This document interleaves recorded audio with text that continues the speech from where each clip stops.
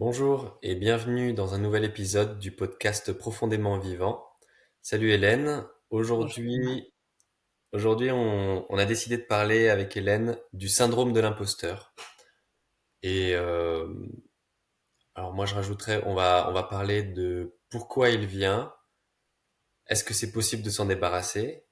Ou est-ce que c'est souhaitable de s'en débarrasser aussi? Et, euh, et qu'est-ce que ça peut nous apporter en fait? Comme moi j'aime bien, tel un alchimiste, toujours transformer ce qui est noir et basse fréquence en haute fréquence.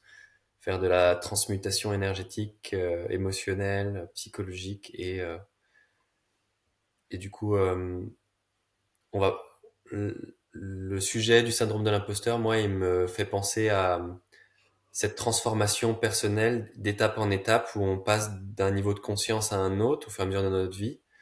Et à chaque nouvelle étape, il y a ce syndrome de l'imposteur qui revient en fait. On passe à un niveau supérieur, que ce soit dans notre business, dans les relations. Quand on est en couple avec quelqu'un, on peut se sentir imposteur par rapport à une personne qui est... On l'entend souvent, je ne mérite pas cette personne, ou des choses comme ça. On peut se dire des... Et donc, le syndrome de l'imposteur, je trouve que c'est un bon sujet pour traiter de... En fait, ça englobe vraiment plein de parties de la vie de tous les jours. Et donc, comme d'habitude, on va rester vraiment pratique sur les exemples qu'on va donner et puis les leçons qu'on va pouvoir tirer de notre discussion. Et comme d'habitude, on est un peu dans l'improvisation avec Hélène, mais Ouais. les sujets sont choisis avec intention, ce qui fait que les mots qui viennent, je pense, les discussions qu'on a, les échanges qu'on a pendant ces épisodes de podcast sont vraiment inspirés de quelque chose, de nos deux expériences personnelles, plus, je pense, de quelque chose de plus grand qui passe à travers nous à chaque épisode. En fait, on est juste inspiré par le sujet. Et puis après, Oui. nos expériences sont entremêlées avec l'expérience des milliers de personnes qu'on a rencontrées dans notre vie, dans notre passé, c'est ça qui fait que on peut converger ici dans un épisode vers des réalisations, des épiphanies pour tout le monde. Donc bonne écoute à tous sur cet épisode, j'espère que ça vous parlera. Ouais. Et je vais laisser la parole à Bonjour Hélène à tous et bonjour Thomas et puis bienvenue sur ce nouvel épisode. Effectivement, je pense que c'est un sujet qui va parler à beaucoup de personnes. Je pense que peut-être toi aussi tu as rencontré dans ta vie beaucoup de personnes qui avaient ce syndrome de l'imposteur et écoute, en 3 minutes, tu as dit énormément de choses, ça m'a fait venir plein de choses et effectivement, on est régulièrement dans l'improvisation. Mais comme tu dis, c'est en fait complètement corrélé par rapport à nos parcours respectifs et nos chemins de vie. Et en fait, à chaque fois qu'un sujet nous vient, c'est parce qu'on est en train de traverser un certain épisode. Ou par exemple, la dernière fois, on parlait de la création. C'est parce que en fait, ces dernières semaines, c'était un sujet que toi et moi, on discutait particulièrement, ou avec un autre groupe d'amis. Et donc, c'est clair qu'on les vit, les choses. Et c'est pas juste on pioche un sujet comme ça. Donc je pense qu'effectivement beaucoup de personnes vont connecter. Et effectivement, ça m'a fait sourire quand tu as dit que tu es l'alchimiste, parce que même si ça fait plusieurs mois maintenant qu'on fait le podcast, pour moi, le syndrome de l'imposteur, tu vois, c'est quelque chose d'évidemment négatif. Enfin, je dis évidemment pour moi, hein. Et c'est vrai que pourtant, on peut s'en servir. Ça peut être utile, comme tu as dit, donc tu vas nous expliquer en quoi ça peut être utile. Et ça peut être un tremplin, et c'est effectivement marqueur peut-être d'une sortie de zone de confort ou de quelque chose. On avance dans la vie, il y a une autre étape. Et tu vois, c'est quelque chose que j'avais pas forcément conscientisé. Donc, si ça peut rassurer nos auditeurs que moi-même, avec nos rendez-vous hebdomadaires, il y a encore des choses que j'arrive pas à mettre en place. Vraiment, si je peux dire quelque chose, c'est la répétition qui fait qu'on arrive à se détacher de certains schémas. Je parle pas forcément du syndrome de l'imposteur, mais d'une manière générale. Donc c'est pour ça que ces rendez-vous chaque semaine de podcast peut déjà vous mettre dans une dynamique un peu plus positive, les petits exercices qu'on vous propose à chaque fois, la répétition. Puis moi, des fois, il me faut vraiment répéter longtemps. J'ai une amie qui rigole, qui me donne des petites sessions derrière. Elle me dit, Hélène, t'es quelqu'un, voilà, tu prends ton temps. Hein. Des fois, faut répéter, faut répéter. Puis un jour, j'ai un déclic. Et waouh, voilà. Donc, ne lâchez pas prise, ne baissez pas les bras.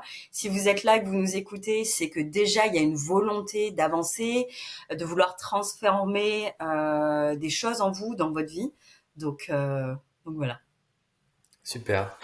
Mais c'est très bien ce que tu viens de dire. Ça m'a fait revenir une pensée, une réalisation que j'ai eue l'année dernière. C'est que la spiritualité que je pratique, moi, mon développement spirituel, on va dire, il est à la base, il était en opposition un peu à la réalité. C'était plus la réalité, je l'aime pas comme elle est. Moi, je m'aime pas comme je suis. Donc, je vais dans les grands mots de la spiritualité.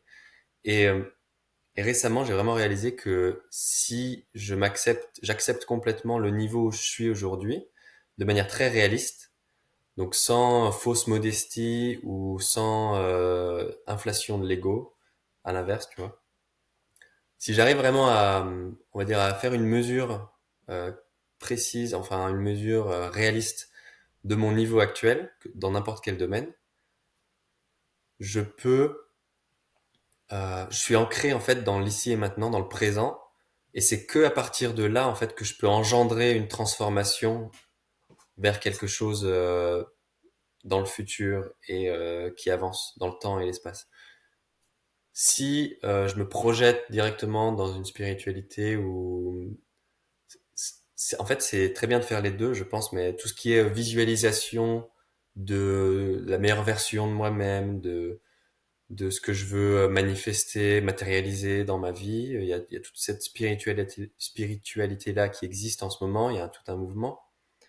Je l'utilise aussi, mais si je le fais sans être connecté avec mon moi présent et maintenant, avec tous ses défauts imaginables, en fait, je reste dans la fantaisie et et tout ce que je veux matérialiser, manifester, ou les changements que je veux opérer à l'intérieur de moi vont être un nouveau voile d'illusion, en fait, au final, qui va pas vraiment se sentir dans mon corps, dans mon présent, dans ma pratique de tous les jours.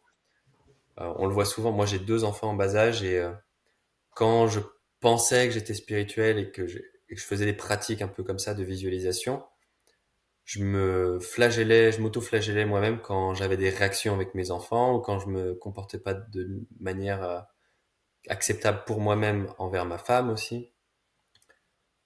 Donc, il y avait toujours une déconnexion. Et on en a parlé régulièrement dans les épisodes. Moi, j'apprécie beaucoup la thérapie du système familial intérieur parce que ça unifie toutes nos parties intérieures. Donc les parties qui sont les plus matérialistes, physico-physiques dans la 3D, dans la matrice, sont aussi valides en fait. Et c'est justement pouvoir créer une équipe intérieure qui a tout ça, qui a à la fois le matérialisme et à la fois la spiritualité très dans les terres. Hum, Là, je pense qu'on peut créer quelque chose de beau et être plus dans la création, dans la vitalité, dans les hautes fréquences dont on parle aussi assez régulièrement. Et donc, par rapport au sujet de l'imposteur, c'est vraiment le truc, c'est pas de vouloir se débarrasser du syndrome de l'imposteur. Je pense que c'est le travail que moi j'ai fait et que je recommande, c'est de changer de perspective par rapport au syndrome de l'imposteur. C'est un peu comme tout, quand on a un stress qui vient, une peur qui vient, elle nous vient de manière émotionnelle et physique. On sent des palpitations ou un stress, un nœud au niveau de l'estomac. Et c'est seulement la façon dont on interprète ces symptômes biologiques, physiques, émotionnels, qui fait que cet événement-là, cette chose qui nous a rendu stressés ou anxieux, va avoir des conséquences. Les conséquences de ça vont être définies par notre propre interprétation. Donc c'est le travail de conscience, je peux le dire tout de suite, l'année dernière, j'ai eu deux crises d'anxiété dues au syndrome de l'imposteur, qui étaient très très fortes. J'avais jamais eu de crise d'anxiété avant, en fait. Et j'en ai eu deux l'année dernière. Une première, c'était un gros client que j'avais, donc le plus gros client que j'ai jamais eu, avec une grosse somme, la plus grosse somme que j'ai jamais eue. Est-ce que tu penses que c'est tu répondras après, je te laisse finir, mais par Ouais. rapport à justement cette somme d'argent, si ça avait été peut-être un prix moins Je pense que taxe. oui, parce que moi j'ai fait beaucoup de travail aussi sur des croyances au niveau financier, de l'argent, euh, de par ma famille, les programmations que j'ai eues, le conditionnement familial. C'était difficile d'accepter que je pouvais gagner plus d'argent qu'un certain nombre ou que euh, donc on se sent pas légitime en fait. On a toutes ces pensées ou les voix de ses parents et de ses oncles et tantes qui nous disent ah mais pour qui il se prend celui-là. Et c'est dur en fait de se détacher de ça. C'est bien de le faire. En fait, c'est aussi ce que je voulais dire. Ce travail de conscience, c'est de faire le tri dans les programmes qu'on a. Il y a certains programmes qu'on veut garder parce qu'ils nous protègent. Si on a vraiment envie de garder une relation excellente avec ses parents, ses oncles et tantes et ses cousins cousines, et qu'on sait que eux ils sont là-dedans, mais et qu'on on peut, c'est toute une question de priorité. On choisit soit nous on veut se libérer de ça, et donc on va faire de la peine à certaines personnes peut-être, et en plus peut-être pas tant que ça, parce que les gens s'inquiètent plus d'eux-mêmes que des autres en général, même si à l'oral ou en face à face ils vont faire des remarques, mais donc en fait, il y a toujours un moyen de choisir ce qu'on veut. Et le syndrome de l'imposteur, il vient quand on sort de ce qu'on a l'habitude d'avoir, quand on prend une décision, et on a toujours des parties de nous qui sont dans le passé, qui disent non, mais moi je veux la sécurité d'être accepté par mes parents, donc je veux pas prendre ce risque là d'avoir un client qui va me payer tant de milliers d'euros, et parce que si mes parents l'apprennent, ils vont se dire ah mais pour qui il se prend, enfin, peu importe. Est-ce que Ouais. si c'était dans tes tarifs plus réguliers ou un moins gros client, est-ce que ce syndrome de l'imposteur ou cette crise d'anxiété que tu as eue ne serait pas Ah oui, bien euh, sûr. sortie? Ouais, c'était l'élément déclencheur. Et l'élément déclencheur, donc c'était ça. J'ai pas eu la crise tout de suite, mais quelques jours après, du coup, ce client m'a écrit un email assez long en disant, ah, on voudrait des clarifications par rapport au prix parce qu'on pense que c'est un peu cher, là, là, là. Et c'est en recevant ça que là, ça va me redéclencher en moi cette crise-là, cette peur que, oh mince, j'ai peut-être demandé trop d'argent, je suis peut-être pas assez bon pour ça. Mais en fait, Concrètement, est-ce que tu as baissé tes tarifs par rapport à ce syndrome ou tu les as pas baissés ou tu l'as baissé par rapport à autre chose ou non, le tarif est resté le même. OK. En fait, j'ai eu cette crise tout un après-midi. J'ai reçu l'email le matin. Moi, j'avais du boulot, j'ai bossé le matin. Puis après, j'ai eu un moment de creux et là, la crise est venue. Et ça a duré toute une après-midi. Euh, et le soir, j'ai répondu à l'email et j'ai dit, je voudrais qu'on se fasse un appel vidéo demain matin. Est-ce que vous êtes disponible à mon client, ma cliente? Et elle a accepté.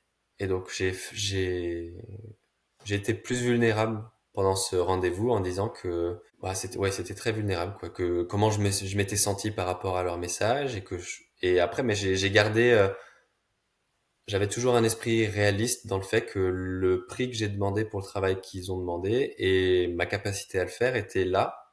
Et donc dans le passé, j'avais plutôt tendance face au syndrome de l'imposteur à me rabaisser pour réduire ce stress là.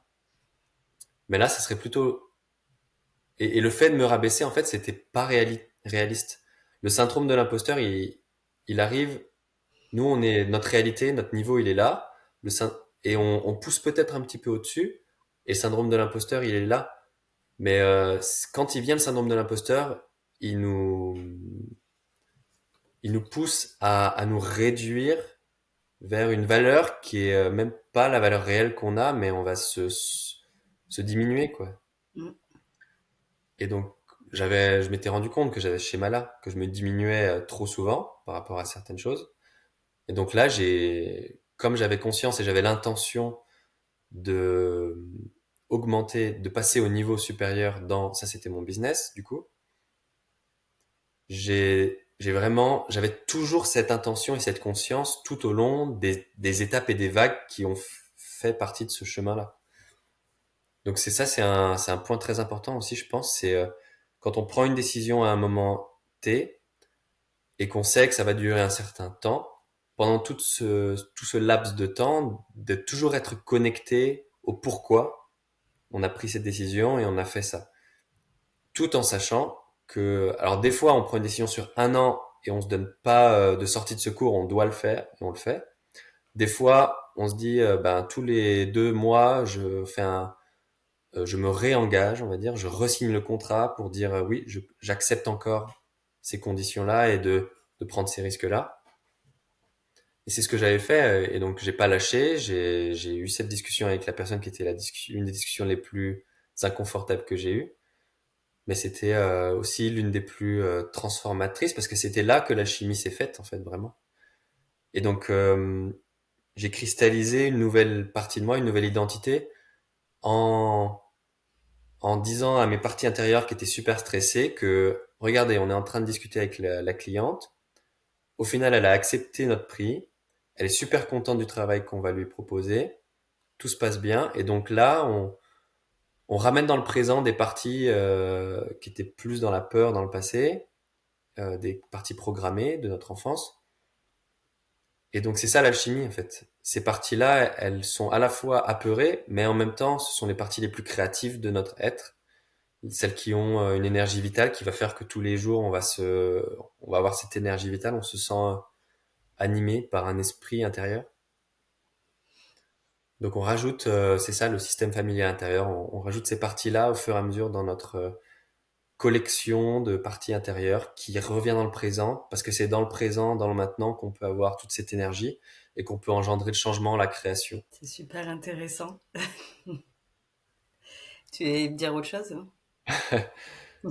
Oui, je peux parler de la deuxième crise de panique que j'avais eue. Mhm. Et là, il y a eu un message qui m'est venu, une idée qui m'est venue, et c'était vraiment fulgurant. Et quand je l'ai entendu dans mes pensées, je me suis dit, ouais, c'est ça.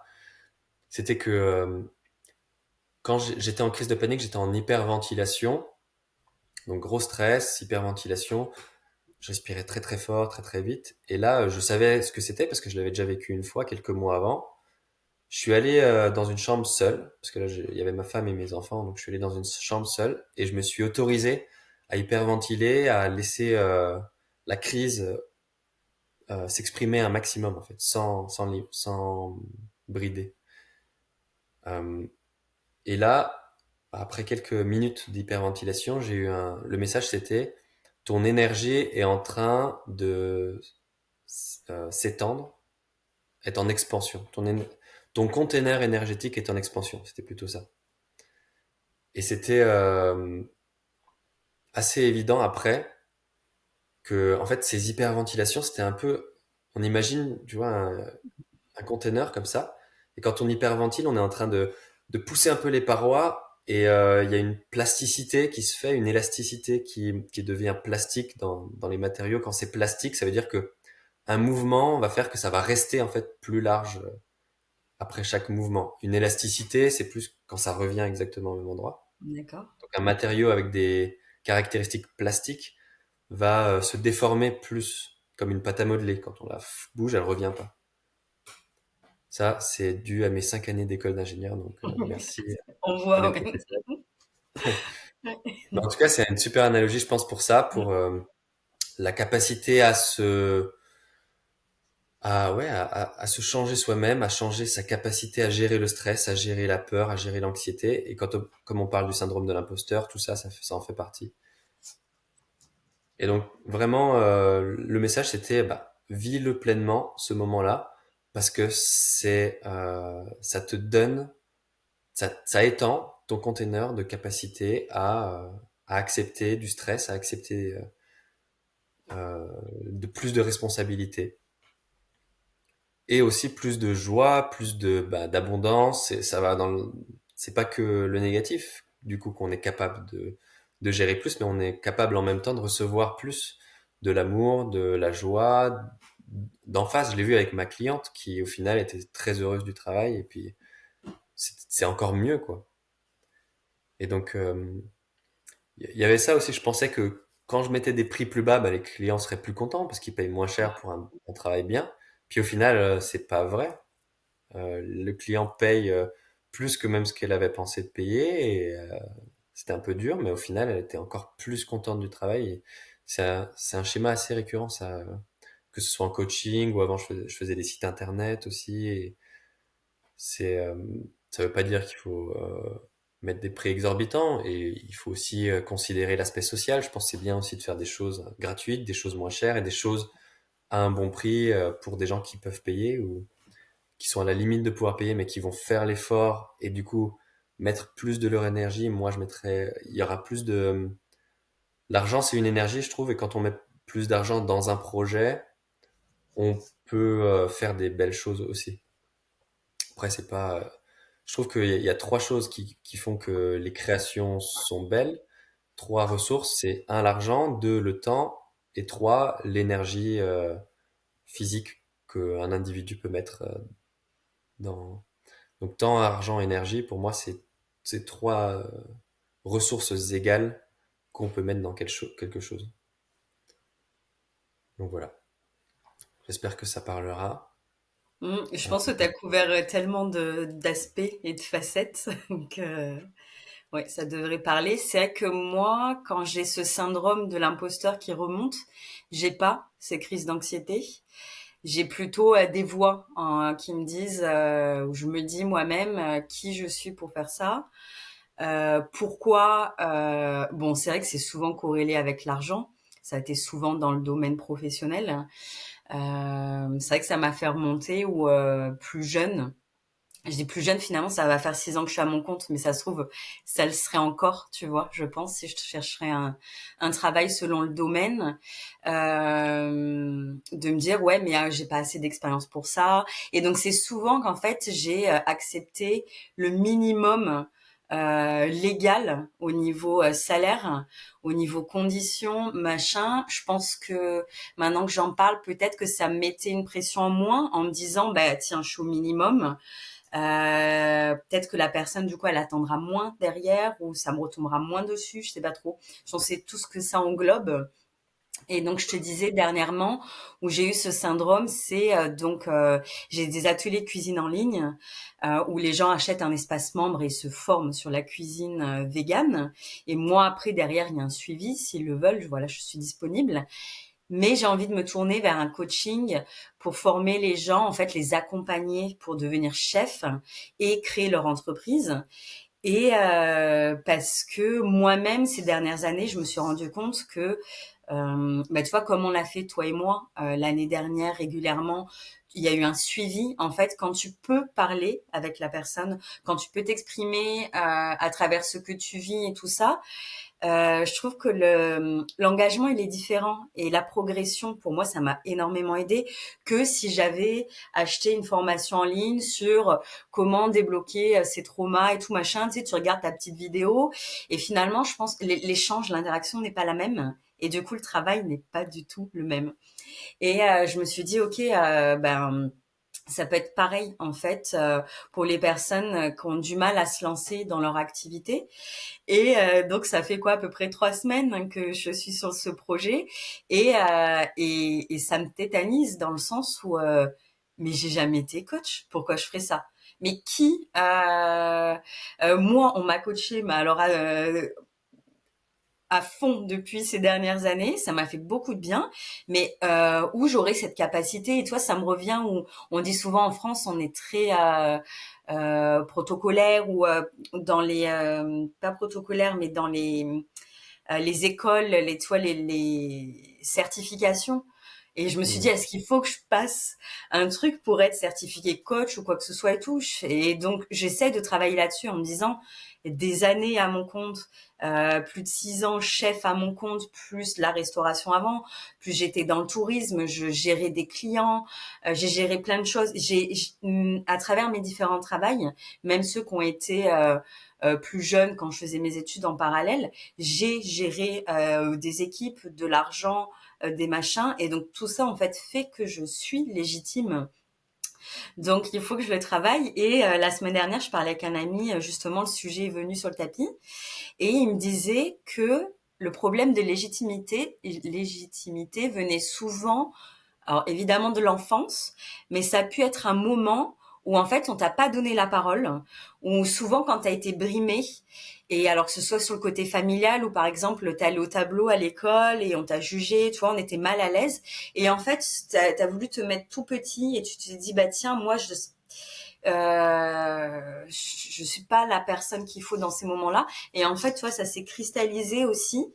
Donc c'est pas parce que t'as pas de valeur ou de compétences, mais c'est souvent, alors moi je le vois, je pense surtout par rapport au côté familial, où j'ai été brimée, j'ai pas pu exprimer, alors que ce soit ma créativité, ma valeur, on m'a pas montré que j'avais de la valeur, que j'étais quelqu'un qui pouvait avoir ses propres idées, qui était intéressante.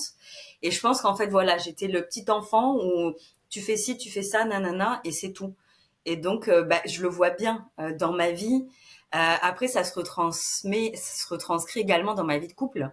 Ou si quelqu'un de suite, je pense notamment, va s'exprimer dans le côté artistique, chose que moi, ben, j'ai été brimée et j'ai pas eu le temps d'explorer. On en a parlé dans l'épisode de la créativité. C'est quelque chose que j'aimerais développer. Si quelqu'un a ça, eh ben, je vais me sentir petite à côté. Mais ce sentiment vraiment dans le corps, comme si j'étais plus petite physiquement, plus petite dans... Et ces gens qui prennent de la place plus... bon, après, même qui sont à l'aise dans leur boulot, de suite, j'ai l'impression d'être comme une ado et une enfant et de me dire, ouais, ok, je suis impressionnée par ce qu'ils font, mais c'est surtout moi qui me sens pas légitime. Donc j'écoute. Je suis souvent quelqu'un qui écoute, qui boit les paroles des gens en me disant, waouh, et alors que bah, selon d'autres personnes, alors je dis pas que d'autres personnes sont moins bien dans leur vie, mais peut-être quelqu'un qui va être un peu plus mal à l'aise dans sa vie, c'est vrai que j'aurais tendance peut-être à prendre plus de place, à parler, à m'exprimer, à partager des choses et tout ça. Donc je pense qu'aussi selon, je sais pas si tu as ce sentiment toi selon les personnes que notre rapport à l'autre et à soi-même n'est pas le même.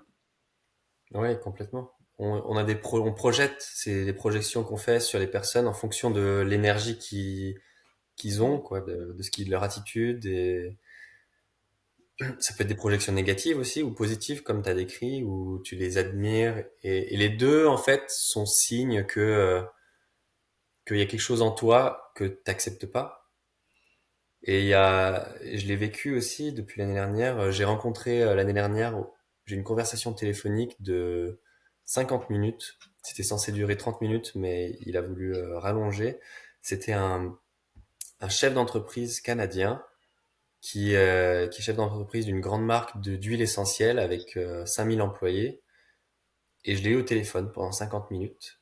Il m'a fait un mini coaching et c'était un appel gratuit en plus et on a bien discuté. C'était censé durer 30 minutes et lui il a dit ah non on reste un petit peu j'ai le temps. Il était C'est dans le sa site maison de retraite. Pick My Brain. Ouais c'est ça. Tu pourras en Ouais. parler après éventuellement. Pick My Brain c'est un site web c'est tout en anglais mais c'est super intéressant. Il y a des profils en fait de certaines personnes sur le site et on peut faire une requête d'avoir un appel souvent 30 minutes gratuite ou 1 heure pour certaines personnes avec différents profils, des experts dans certains domaines. Et on peut créer son propre profil dessus. Donc c'est sympa pour connecter. Mais ce que je voulais dire, c'est que quand je rencontrais des personnes comme ça dans le passé, c'était vraiment comme ce que tu décrivais. Je suis tout petit et ils ont vécu tellement, ils ont eu tellement de succès par rapport à moi. Mais là, en fait, je l'ai rencontré. C'était comme un ami. C'était exactement les mêmes sensations que j'avais que si je parlais avec un ami que je connais depuis des années, plus horizontal, quoi. Et en fait, ce que tu as décrit là, moi, je vois ça comme un truc qui va dans les deux sens. D'un côté, toi, tu viens de ton expérience, de ta personnalité, de ton environnement, de ton enfance, tu viens de là et tu vas vers quelque chose, vers ta nouvelle identité, on va dire, ton moi que tu veux devenir, qui est, euh, qui a plus de confiance en soi, qui est un peu comme les personnes que tu admires, justement. Parce que c'est déjà en toi, tu as envie de le devenir. Donc ces personnes-là, tu les admires parce que t'es pas encore ça aujourd'hui. Et donc là, tu montes, en fait, t'arrives, t'as une espèce d'ascension. Et dans l'autre sens, la personne que tu veux devenir existe déjà, en quelque sorte, dans le champ quantique, parce que dans le champ quantique, il n'y a pas de futur, de présent, il n'y a pas de temps. Les particules sont connectées à distance, au travers l'espace-temps. Bref. Ça, c'est la physique quantique. On pourrait faire une conférence là-dessus aussi. J'aimerais beaucoup qu'on en parle. Pas aujourd'hui. Ça va être Non, très pas long. aujourd'hui, une autre fois. Juste pour dire que le futur toi existe déjà et il a toute cette confiance. Il est comme ces personnes que tu admires. Elle est. C'est pour toi.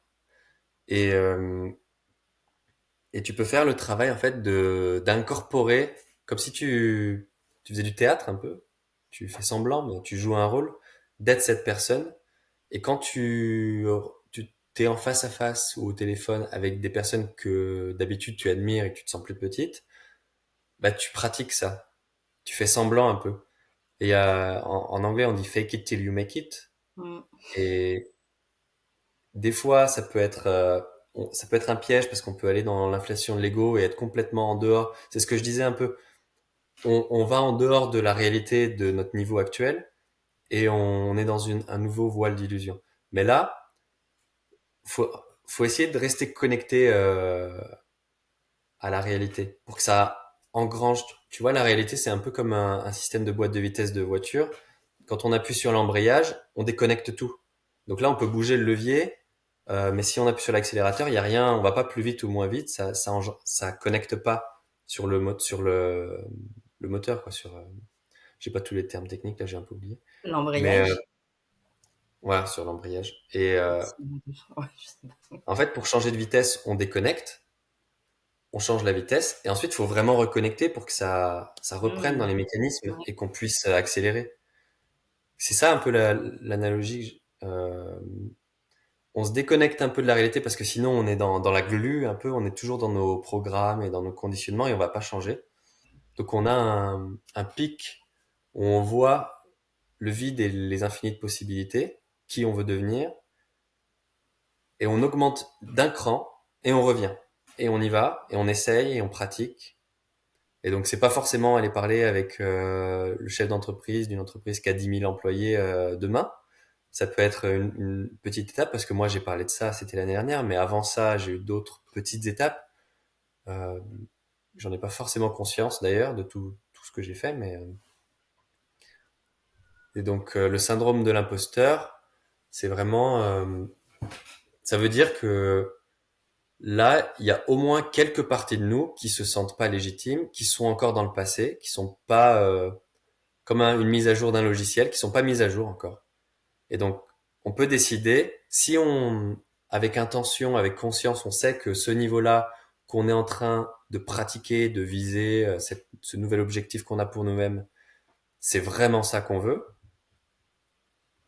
et ben le travail, c'est mise à jour des parties qui sont encore en résistance, qui sont là. Et les pensées que tu décrivais, c'est ça, c'est ces parties en résistance qui en fait vont te protéger toi-même psychologiquement et émotionnellement.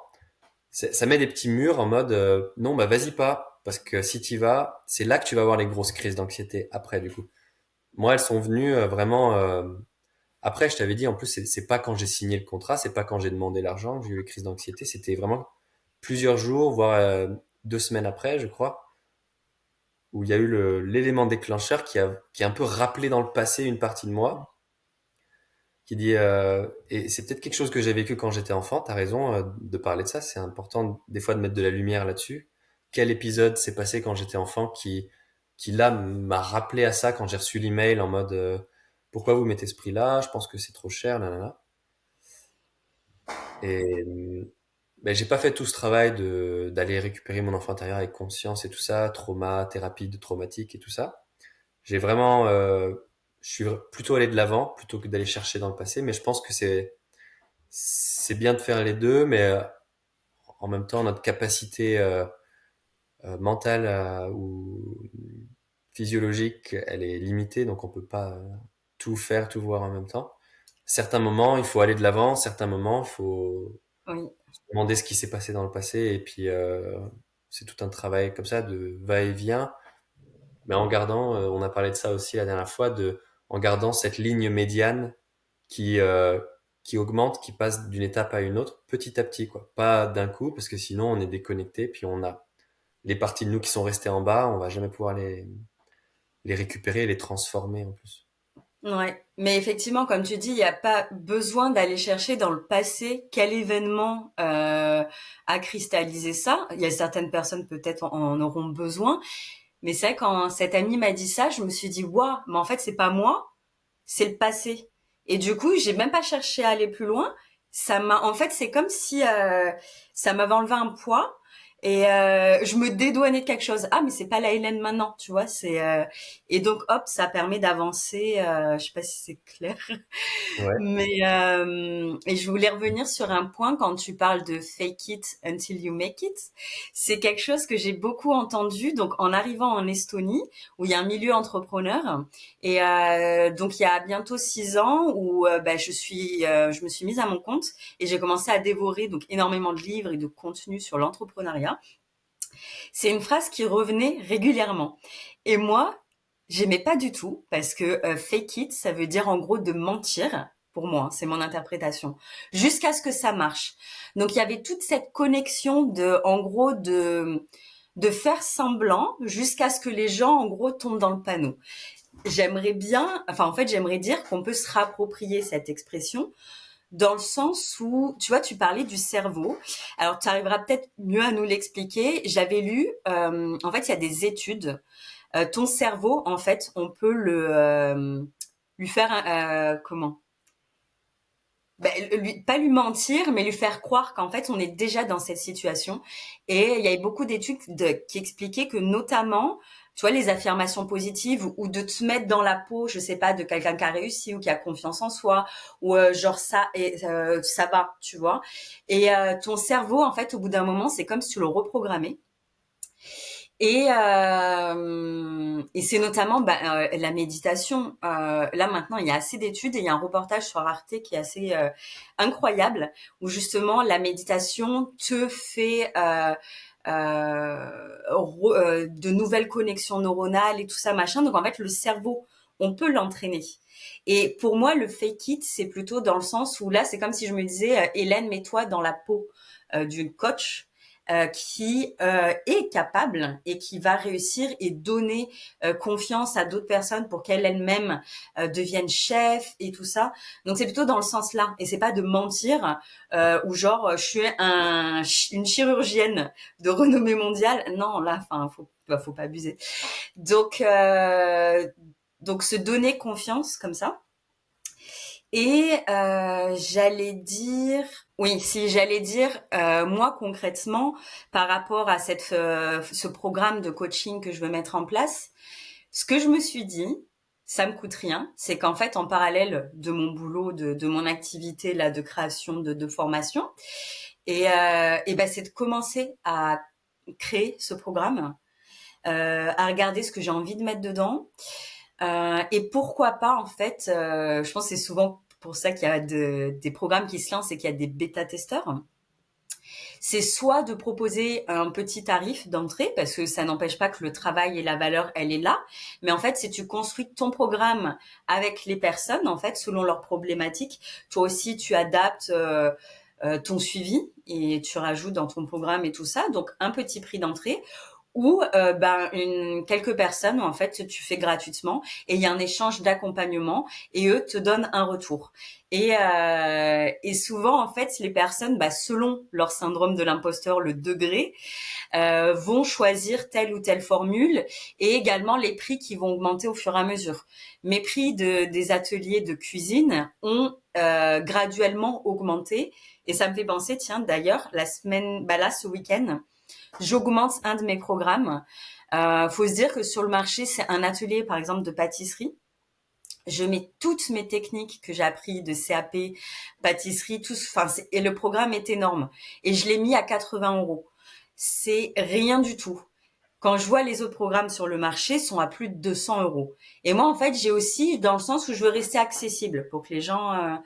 Et en fait, là, je vais le passer à 99 €, ce qui reste en soi très accessible, mais parce que c'est la valeur qu'il y a dedans. En fait, aussi au bout d'un moment, donc même au bout de 6 ans, mes programmes, je les réajuste dans le sens où ça évolue avec mon parcours.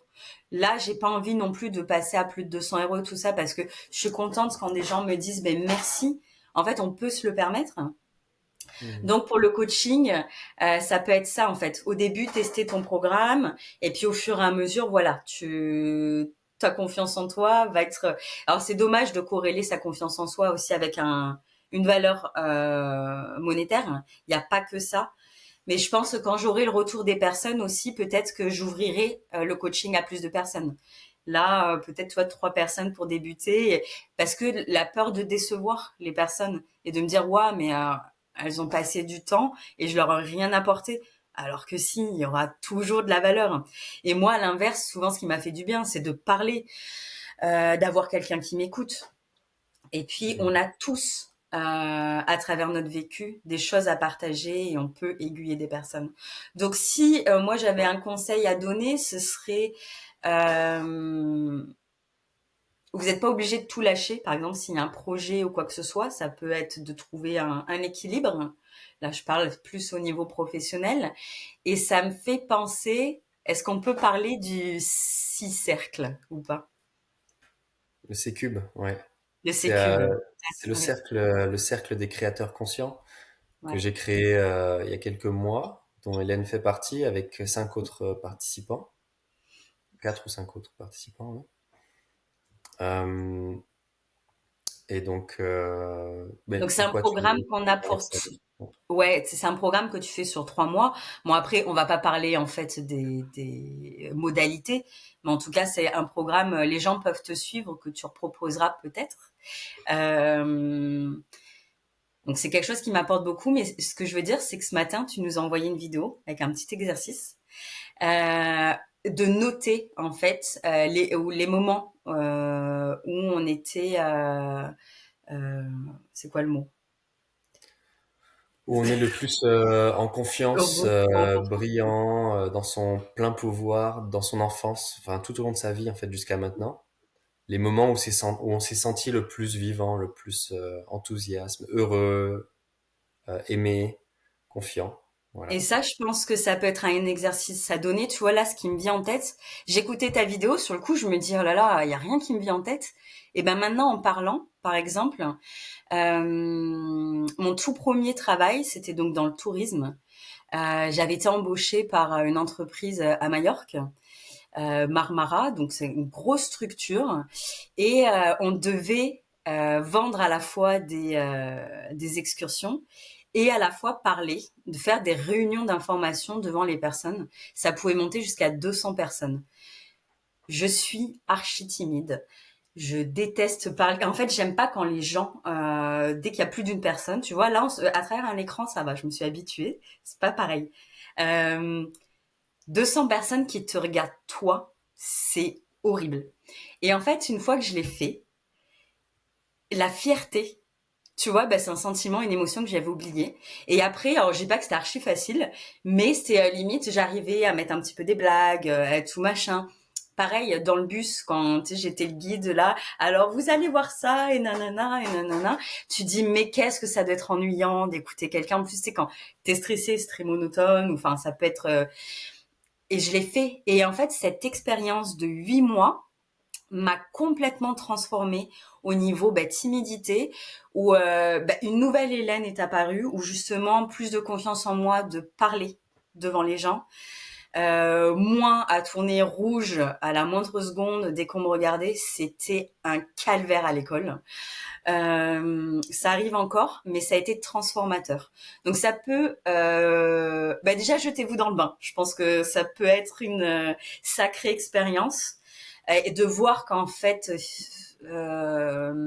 c'est des blocages qu'on peut surmonter. Et en fait, on s'habitue. Comme tu as dit, ce container aussi va, dans ce sens-là, va s'agrandir de notre capacité, de notre confiance en soi. Et puis après, au bout d'un moment, c'est là. Donc finalement, ça va devenir une habitude. C'est très bateau ce que je dis, mais vraiment, moi, je l'ai ressenti, notamment sur cette prise de parole en public, m'a complètement transformée. Euh, et dans ma capacité, du coup, quand je vois, il y avait une excursion que j'adorais, les clients venaient me voir en me disant, mais on l'a pris parce que vous vibrez, vous vibriez, je sais pas comment dire au passé, et vraiment ça sentait que vous y croyiez et tout, et je l'adorais. Donc c'est vrai que quand de suite t'as confiance en toi et dans ce que tu fais et tout ça, tu vibres différemment. On en revient encore à ces énergies hautes. Donc voilà, tester des choses, sortir un petit peu de cette zone de confort. Notez, prenez-vous un temps, vous pouvez vous mettre allez, pendant 15 minutes, là, je mets le chrono, je réfléchis. À quel moment dans ma vie, je sais pas, j'étais fière de moi, ou j'étais dans une attitude haute, contente, heureuse, où j'étais fière d'avoir fait ça, ou voilà, plein de choses donc qui vous fait vous reconnecter à ces petites vibrations qui vont vous redonner des petits papillons dans le ventre. Et comme tu disais, finalement, c'est remettre son cerveau, son corps, ses cellules dans ces états vibratoires. Et du coup, hop, de suite, on va redémarrer la journée différemment. Parce que c'est fou cette capacité qu'on fait les choses et puis on les oublie, on les met derrière. Et, et ça peut être un bon rappel. Voilà. Ouais, super. Merci pour ça, pour avoir ramené cet exercice dans cet épisode.